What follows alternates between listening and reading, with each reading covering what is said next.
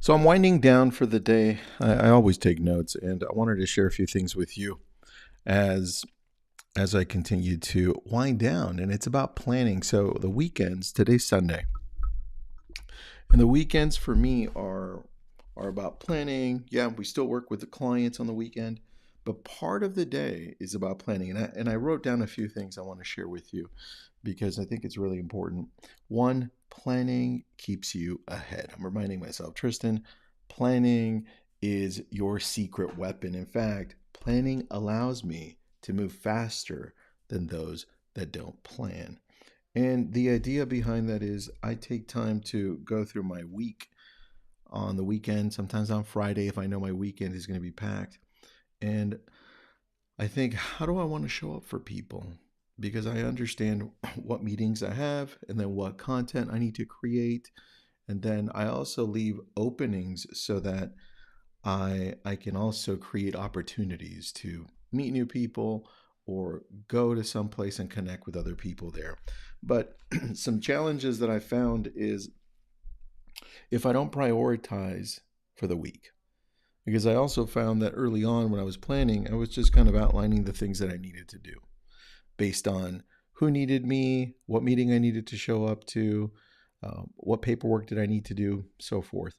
But what I found is as I identified my growth and what I wanted to do, right? This is where you have to start thinking like, what do you actually want to do?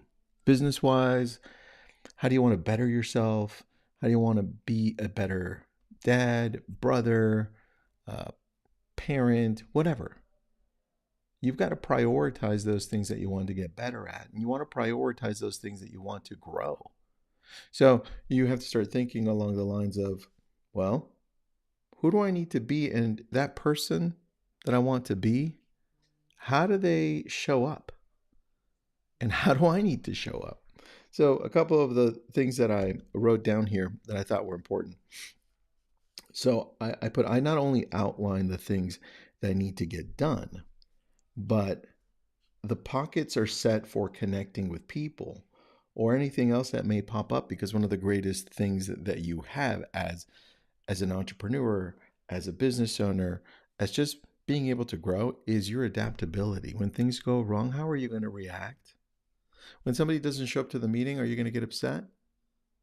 When something went the other way that you thought was going to go this way, what's that emotion that comes to you? I like to prepare for those things too.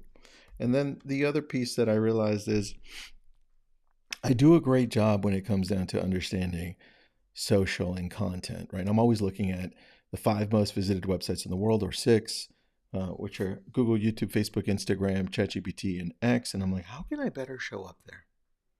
And I realized that in this planning, I want to create a social hour for myself where I'm going to create specifically this social hour. And it doesn't have to be every day, right? I have to find the time during the week.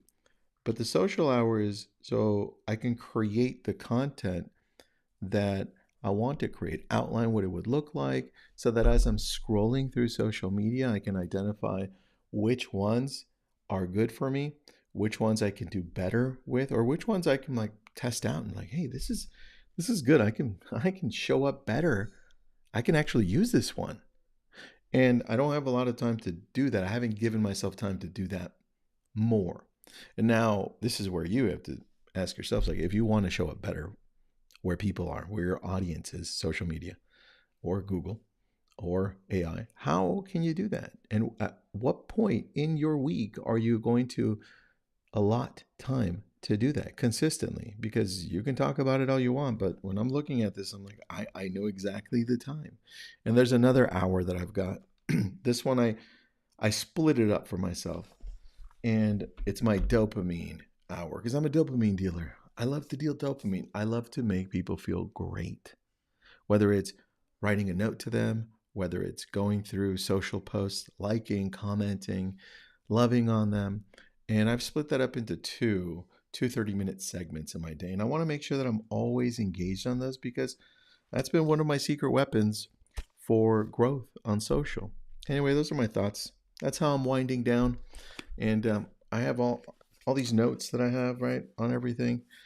And yeah, I use stickers. I'm like, oh, well, stickers are good for you here. But anyway, how do you wind down? How do you plan? I want to know too. Those are my thoughts for the day. Have an awesome day.